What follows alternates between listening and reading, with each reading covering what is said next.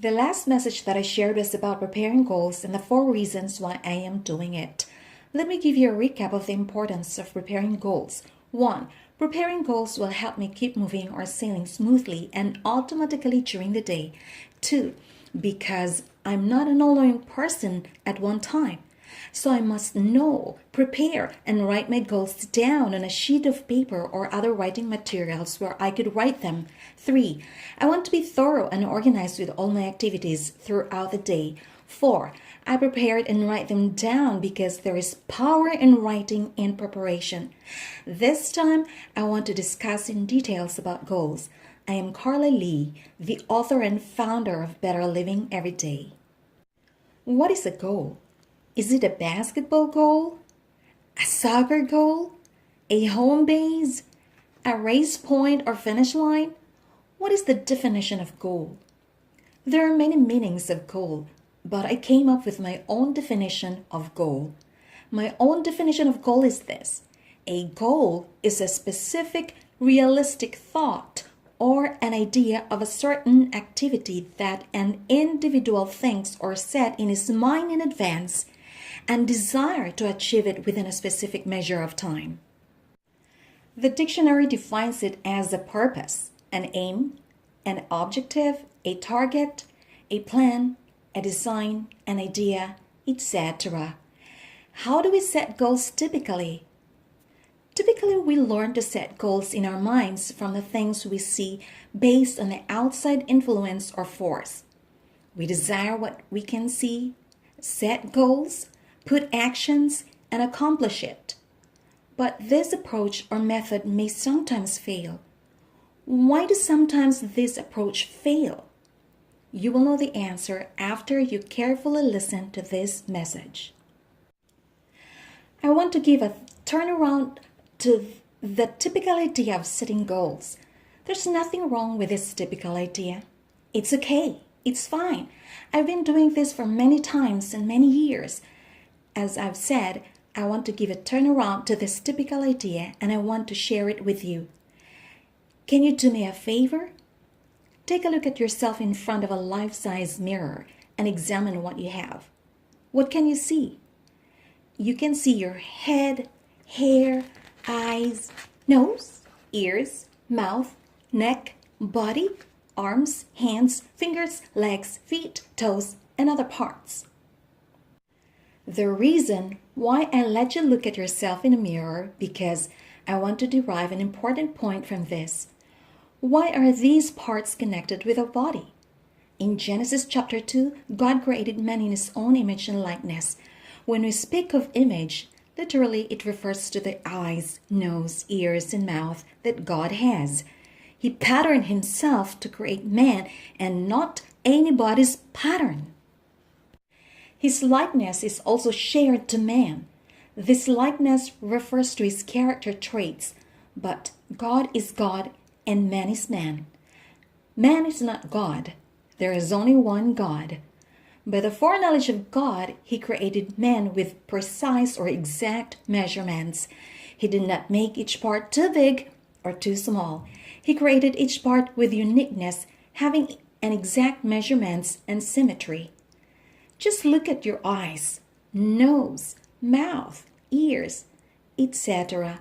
How God carefully designed them. They're so wonderful.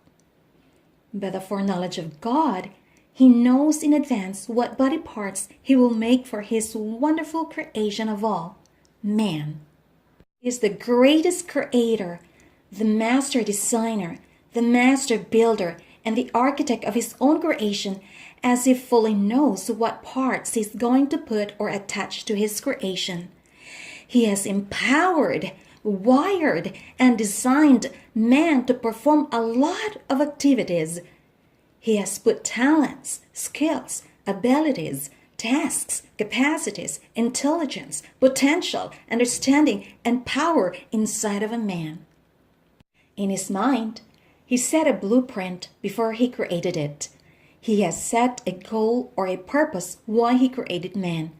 In Genesis chapter 2, verse 7, God created man and breathed into his nostrils the breath of life, and the man became a living being. When God breathed, He has transferred part of Himself to man. God has transferred of what He has to man. He shared part of Himself to man. How good and loving God is He to share part of Himself to man. I want to give an exact representation of a creation. Have you seen a car? Of course you have. Do you think that the car just happened? Oh, there's a car. It's a beautiful car. Maybe you think that the car fell down from the sky, or you think that it's just happened that the car is here. No. It did not just happen. Somebody created that car. Somebody designed that car. Somebody made a sketch for that car. Somebody engineered that car. It did not just happen. Probably an idea comes into your mind asking, why is this car here? Who made this car? Right? You try to figure out who made or create or manufacture this car. What is this for? What's the purpose of this car? The same with man, that he did not just happen.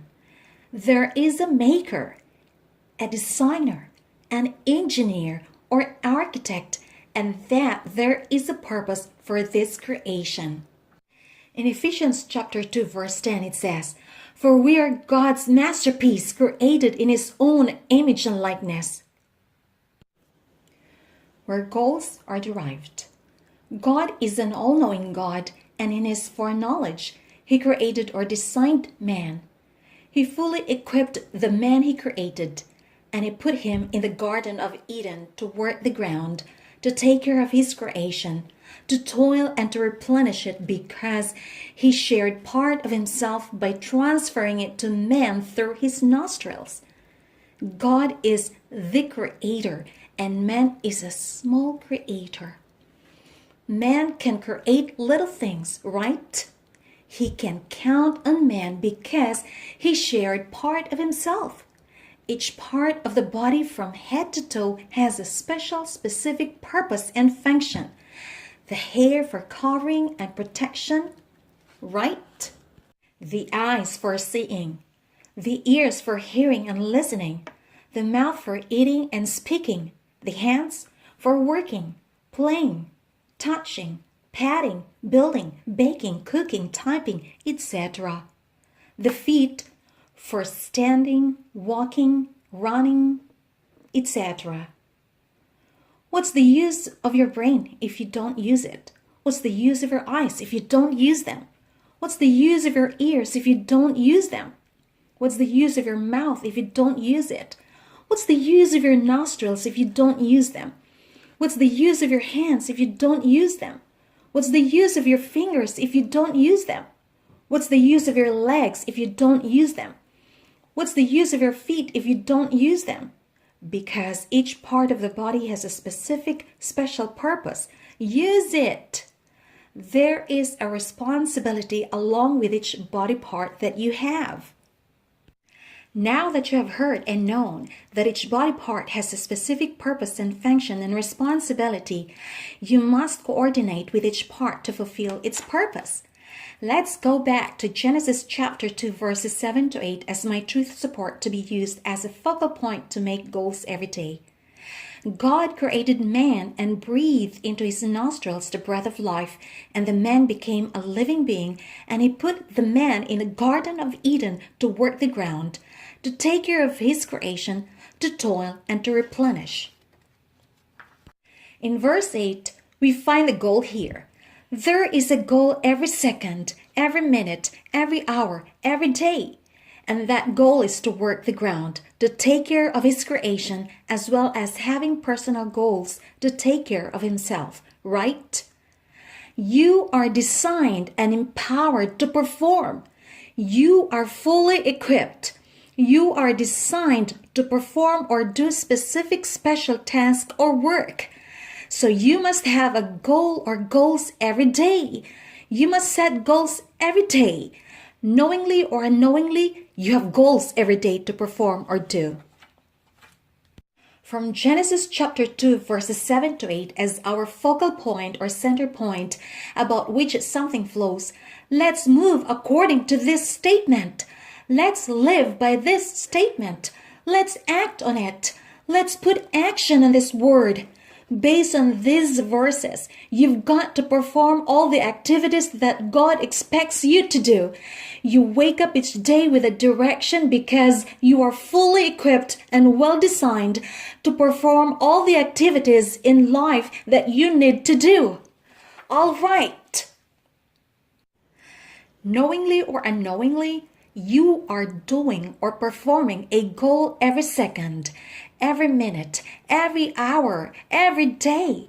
And whether you like it or not, goals are always waiting for you because a mandate is given to you.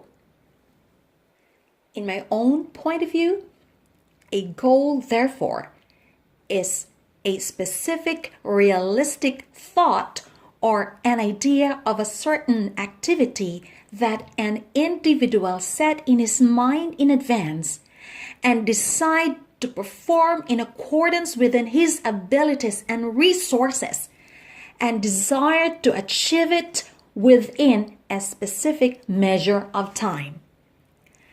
Keep preparing or setting goals and achieve them as much as possible. Give your very best today to better your life. Better living every day.